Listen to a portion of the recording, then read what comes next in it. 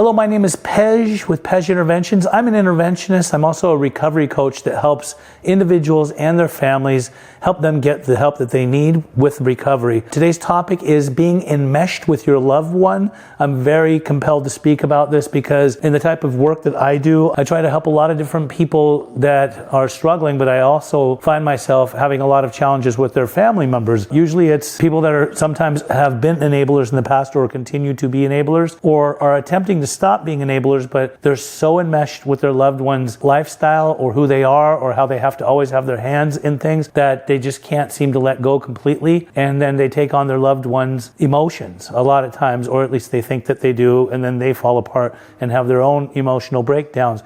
Now, one of the reasons that I wanted to talk about this is because, we talk about codependency quite often. A lot of people don't know what codependency is. A lot of people have been told that they are codependent when it comes to their loved ones, and some people are just starting to learn it. Some people are just as much in denial as having codependency as an addict that might be in denial of having an addiction problem is at times. We see this a lot. So I wanted to talk about this because, I have so many conversations on the phone or even in some of the groups that I run, whether it's individual group or even group settings where there's family members that are expressing themselves to me. And one of the things that they have a really hard time is just letting go. And I will be the last person that will tell a person to kick someone out. Don't kick out your loved ones on account of what I've told you, because I'm never going to tell you to kick them out. But also, if you're going to try to keep, being the puppeteer in the background that keeps pulling on the strings to try to control your loved one, just know that if you keep doing what you're doing, you're going to keep getting what you're getting.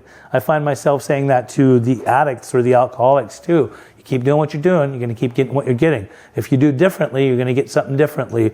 So often when I'm talking to certain parents, they will tell me, how they have to constantly be in control in some way. Even if they don't directly say, I want to be in control, they're often worried about their loved one's bills, their health condition, their doctor's appointments, all the different things that comes with their loved one's issues, what's going on with their loved one. So their loved one sometimes is freshly and newly clean and sober. I see this quite often. There's a few families I've worked with extensively who their loved one often relapses, is a chronic relapse, or goes on a mean run and then comes back. And once again, they're getting ready to get sober. And while they are getting sober in that process, here comes the parents, and the parents or the mom or the dad or both together. Sometimes it's just one parent and sometimes it's both parents, but usually it's one parent, will come again with the laundry list of all of the things that need to be done for their loved one.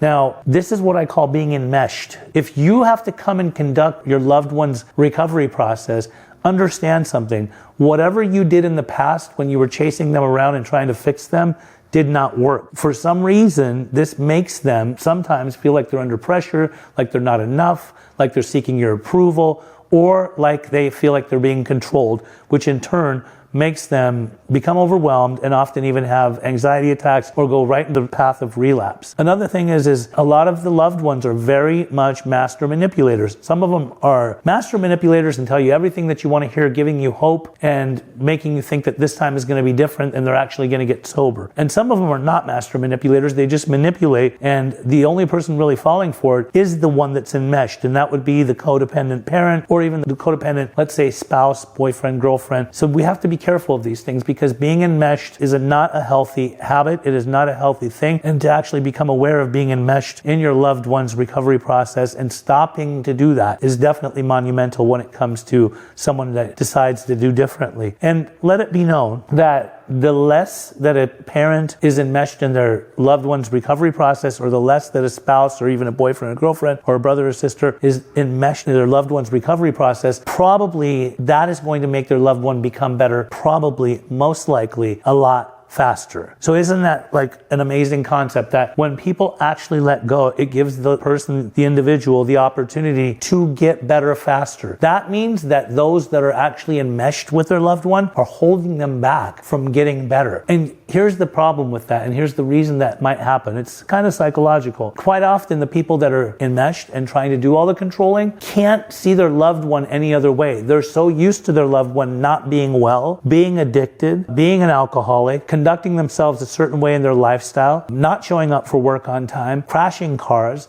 becoming incarcerated, all the different things that can usually happen with active addiction or alcoholism. And so they feel like the individual, like as far as the people that are overseeing the individual's life and being enmeshed, feel like they're the ones that are going to be able to fix them. And let it be known, in most cases, you're not going to be able to fix them. You do not have the power to do that. No human power could do that. This is something that the individual has to come to terms with isn't working in their lives, and they have to actually overcome any kind of temptation to use the people that enabled by. I see so many of these unhealthy cycles that happen where there will be a loved one that's not well, and there will be, let's say, for example, a mother that keeps overseeing the loved one's lifestyle and just cannot snip the umbilical cord. And by not snipping the umbilical cord, that just keeps this one sick. Now this one, the loved one continues to be sick because they're in their addiction, they're in their disease. They're basically knowing that no matter what happens here in this process of the recovery, if they relapse, they always will have, let's say, the mother that's always been enabling them as support. And the mother is always having wishful thinking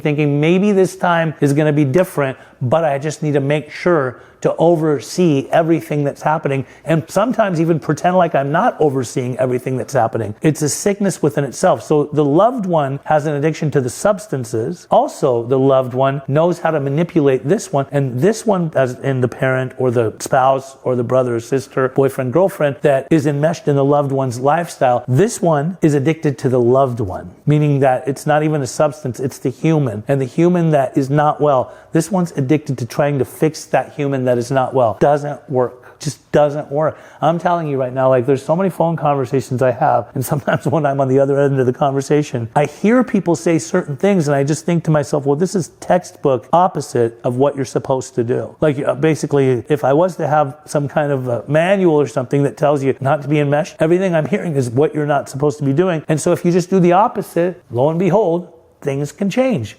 Everything changes within that equation, within that dynamic. So it's a very unhealthy habit. A lot of people can't help themselves. It's just how they are. They've been so used to doing it, they don't know any other better way of being. That's the sadness. I mean, I just had somebody come in here right now a few minutes ago and was telling me that their spouse is on one again. Their spouse is basically very much involved in using substances again. And she was asking me my opinion on codependency. And she went into the DSM-5 and all the symptoms that the spouse is portraying, she herself is portraying too towards the spouse. And she wanted to see what my opinion was. And I said, well, you're the one that's choosing to do that with your spouse. Meaning that if you break those chains of codependency, she said, that's it. It's codependency. I said, yes, it is. Most definitely it is. Codependency has so many different variables. There's so much to it. But one of them is at the core of it. And I can say this from experience myself because I have been in the past very codependent to certain people. And I myself sometimes still have codependent traits. It's basically a learned behavior. It's what I grew up in, a very codependent family system.